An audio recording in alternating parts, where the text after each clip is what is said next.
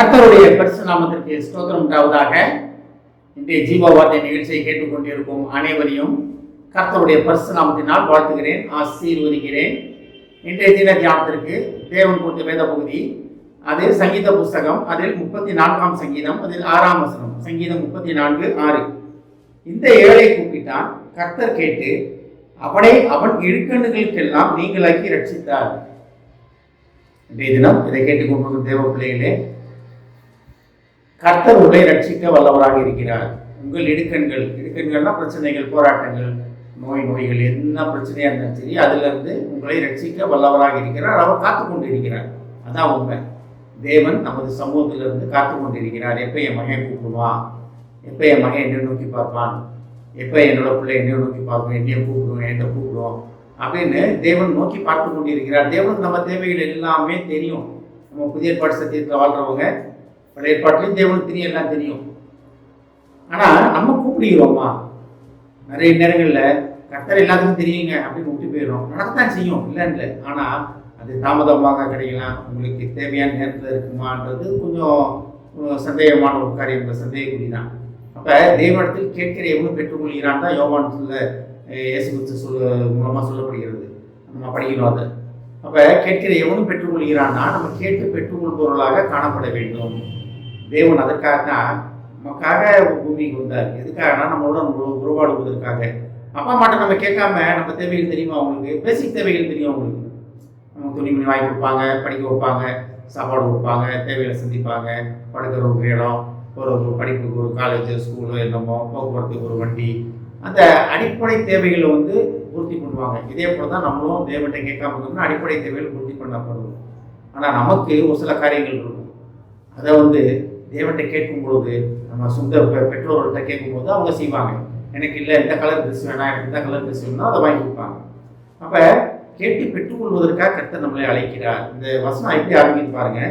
இந்த ஏழை கூப்பிட்டான், கர்த்தர் கேட்டு அவனை அவன் இடுக்கண்ணுக்கெல்லாம் நீங்களாக்கி ரட்சித்தார். தாவீது ராஜா எழுதுகிற சங்கீதம். இந்த ஏழைன்னு அவர் சொல்றாரு. ஏன் ஏழை என்றாரா? அவர் ஒதுங்க இடம் இல்லாமல் இன்னைக்கு அபிமலேக்கினால் துரத்தப்பட்டு அவர் ஓடிக்கிட்டு இருக்காரு. அவர் சவுலால் வரட்டப்பட்ட போது, மகனால் வரட்டப்பட்ட போது, ஓடிக்கொண்டிருந்த போது எழுதப்பட்ட சங்கீதங்கள் தான் நிறைய. அப்படின்னா தான் சொல்றாரு இந்த ஏழை கூப்பிட்டான் அப்படின்றார். ஆனால் கர்த்தர் உடனே கேட்டு அவன் இடுக்கண்களுக்கு எல்லாம் அவனை நீங்களாக்கி ரட்சித்தார். தேவன் நம்ம பிரச்சனைகளிலிருந்து நம்மளை விடுதலை செய்ய வல்லவராக இருக்கிறார். ஆனால் நம்ம தேவனை நோக்கி கேட்கிறோமா? இல்லை ஒரு பெட்டிஷன் மாதிரி தான் நம்ம போடுறோமே தவிர முழு மனதுடன் முழு ஆத்மாவுடன் தேவனை தேடுவதில் நம்ம எப்படி இருக்கிறோம்? நம்ம தேவனை தேடுகிறோமா? கர்த்தர் உங்களுக்கு பிரச்சனைகள் என்ன பிரச்சனையாக இருந்தாலும் சரி, குடும்ப பிரச்சனைகள், நோய்களாக இருந்தாலும் பரவாயில்ல, பிள்ளைகள் மத்தியில் பிரச்சனையாக இருந்தாலும் பரவாயில்ல, கணவன் மனைவி பிரச்சனையாக இருந்தாலும் பரவாயில்ல, தொழிலில் பிரச்சனையா, வேலை பார்க்குற இடத்துல பிரச்சனையா, எந்த விதமான பிரச்சனையாக இருந்தாலும் பரவாயில்ல, அதை ஸ்பெசிஃபை பண்ணி அதை சொல்லி அந்த பிரச்சனையை சொல்லி நீங்கள் கேளுங்க, தேவன்கிட்ட கேளுங்க. அப்படி சொல்லி கேட்கும்பொழுது உடனடியாக தேவன் அதிலிருந்து உங்களுக்கு விடுதலை செய்ய தயாராக இருக்கிறார். அந்த பிரச்சனையை சொல்லாமல் ஆண்டவரேனோம்னா தேவன் நன்றாக தெரியும். ஆனாலும் பரலோக பிதா அன்புள்ள தகப்பன் நம்ம வாயிலை திறந்து அவர்கிட்ட கேட்க வேண்டும் என்று அவர்கிட்ட காத்து கொண்டிருக்கிறார். இது எப்படின்னா ஒரு லவ் ரிலேஷன்ஷிப். இது நீங்கள் கேட்டு தான் செய்யணும் கிடையாது. ஆனால் நீங்கள் கேட்டீங்கன்னா ரொம்ப சந்தோஷப்படாது. என் பிள்ளை என்கிட்ட கேட்டுட்டான், என் மகன் என்கிட்ட கேட்டுட்டான், நான் உடனே செய்யணுமே, நான் உடனே அதை பூர்த்தி பண்ணணுமே அப்படின்னு உடனடியாக செய்ய வல்லவராக இருக்கிறார். நிறைய நேரத்தில் நம்ம அதில் மிஸ் ஆகிட்டோம். இதை கேட்டுக்கொண்டு தேவ பிள்ளைகளே, தேவ ஜனமே, நம்ம தேவனிடத்தில் கேட்டு பெற்றுக்கொள்வதற்காக கர்த்தர் காத்து கொண்டிருக்கிறார். அந்த வசனத்தை திருப்பி படிக்கிறேன் பாருங்க. இந்த ஏழை கூப்பிட்டான், கர்த்தர் கேட்டு அவனை அவன் இடுக்கண்ணுகளுக்கெல்லாம் நீங்களாக்கி ரட்சித்தார். ரட்சிக்கும் தேவன், உங்களை ரட்சித்த தேவன் நீங்க கேட்பதற்காக காத்து கொண்டிருக்கிறார். ஆமென். ஜெபிப்போம்.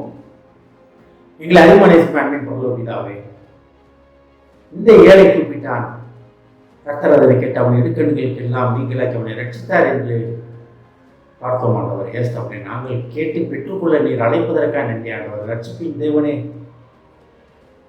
நாங்கள் கேட்டு பெற்றுக்கொள்வதற்காக நீர் அழைப்பதற்காக நன்றி ஆண்டவர்.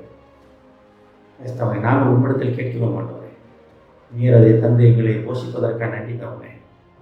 இதை கேட்டுக்கொண்டு ஒவ்வொருவரையும் ஆசீர்வதிக்கிறோம் அப்பா. ஒவ்வொரு குடும்பத்தையும் ஆசீர்வதிக்கிறோம் ஆண்டவரே.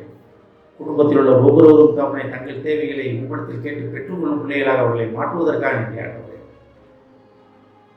குடும்பத்தில் உள்ள பண பற்றாக்குறைகள் தேவைகள் அன்னைத்தையும் நீங்களாக்கி சந்தியும் ஆண்டவரே. நிரம்பி ஒளியின் பாத்திரமாக அந்த குடும்பம் ஆசீர்வாதமான பாத்திரமாக அந்த குடும்பத்தை நீ மாற்றியதற்காக நன்றி ஆண்டவரே. ஆசீர்வதியும் இயேசுவின் மூலமாய் கேட்கிறேன் நல்ல பிதாவே, ஆமென். கர்த்தர் உங்களை ஆசீர்வதிப்பாராக.